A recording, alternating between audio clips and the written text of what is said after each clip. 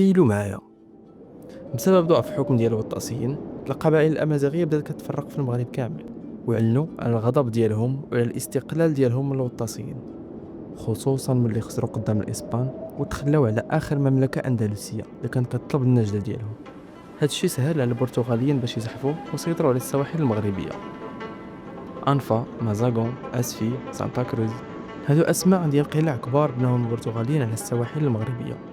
القبائل الأمازيغية حاولت تهجم على هذه القلاع غير بالسيوف والرماح، ولكن كتلقى راسها قدام مدافع برتغالية والأسلحة الثقيلة الأوروبية. نرجعوا لعام 1505 بالضبط. واحد البرتغالي جا كيدور لقى هاد البلاصه هادي وعجباتو بزاف، واحد المنطقه كالم ومرسى مناسبه للسفن التجاريه اللي كتجي من افريقيا، وبنى واحد القلعه مجهزه ومحصنه بزاف. ومن بعد شي ايامات كانوا واحد جوج مسلمين صغار جايين كيبغيو يشوفوا شنو واقع، يلاه بداو كيقربوا للقلعه وفرقعوهم بالمدفع، وبقاو اي واحد كيجي يزيد يقرب كيفرقعوا.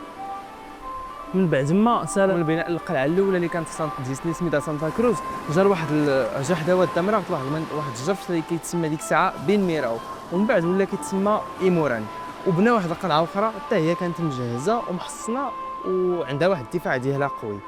وفي 1115 بالضبط، يعني 6 سنين بعد ما جا لهاد المنطقه هذه، الملك البرتغالي شرى القلعه اللي ديك الساعه تسمات سانتا كروز دي كابو ديغي اغوا دي ناربا.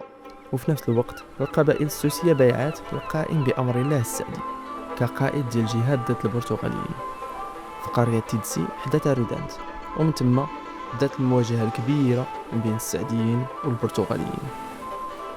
الملك البرتغالي دخل في حروب طويلة ضد ولاد القائم بأمر الله، محمد العراس السعدي اللي كان ملك مراكش، والشيخ السعدي اللي كان ملك سوس.